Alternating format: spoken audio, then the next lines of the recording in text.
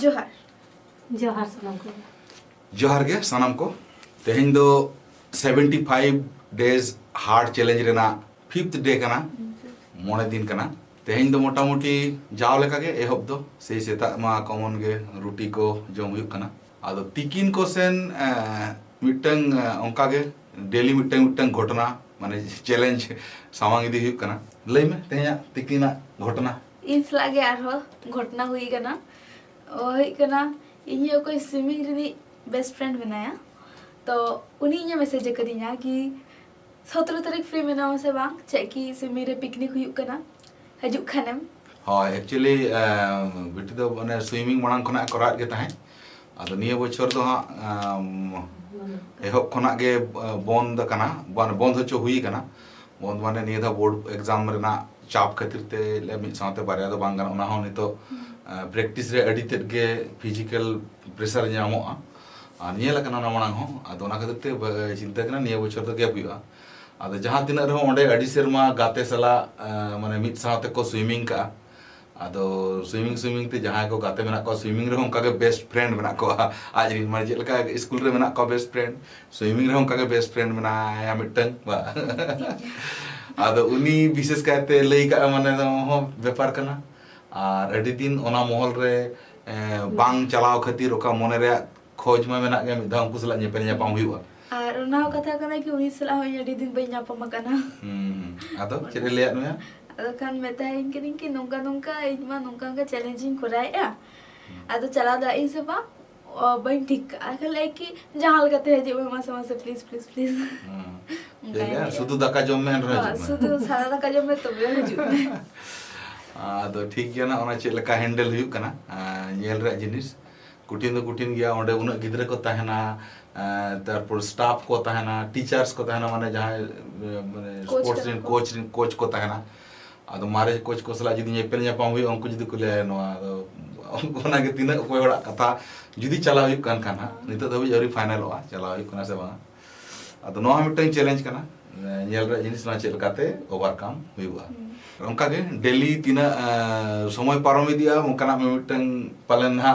माने अनप्रेडिक्टेबल जहां को आम बाम उयहर का ओना उनका प्रॉब्लम के सामांग इदिया आ जागे नोआ खना इया बोहर आर मिटन जिनिस हेजना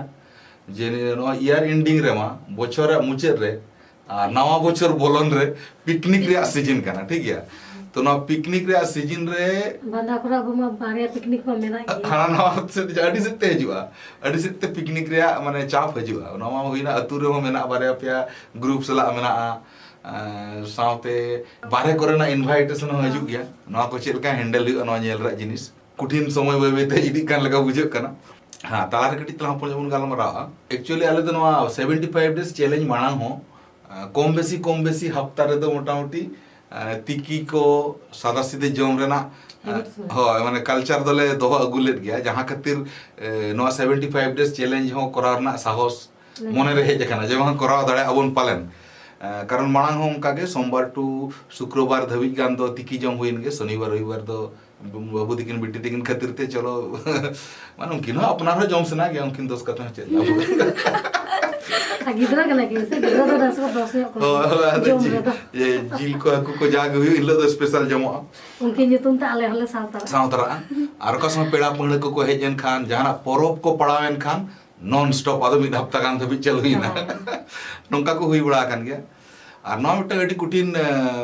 जिनिस कना फैमिली रे धरो आले सुमुंग दो बांगा पालन आयमा फैमिली रेगे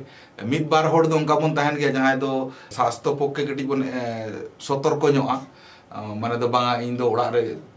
तिकिन जमा से मखान सदा सिदिन जमा मने दो खोज गया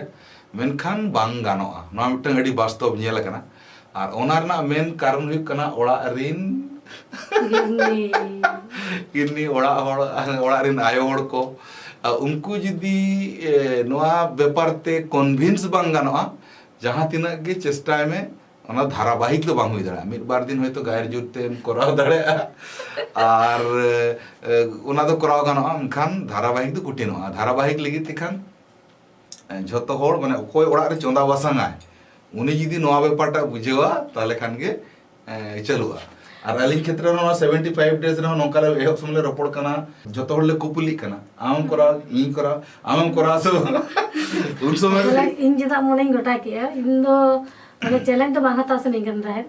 ᱠᱚᱢ ᱫᱤᱱ ᱨᱮᱱᱟᱜ ᱪᱮᱞᱮᱧᱡᱽ ᱠᱷᱟᱱ ᱫᱚ ᱵᱷᱟᱹᱜᱤ ᱠᱚᱜᱼᱟ ᱚᱱᱟ ᱫᱚ ᱞᱚᱝ ᱫᱤᱱ ᱛᱚ ᱟᱹᱰᱤ ᱫᱤᱱ ᱟᱨ ᱪᱤᱱᱛᱟᱹ ᱨᱮᱱᱟᱜ ᱠᱟᱛᱷᱟ ᱠᱟᱱ ᱜᱮᱭᱟ ᱟᱫᱚ ᱵᱤᱴᱤ ᱟᱹᱰᱤ ᱫᱤᱱ ᱠᱷᱚᱱᱮ ᱞᱟᱹᱭᱮᱜᱼᱟ ᱮᱢᱟ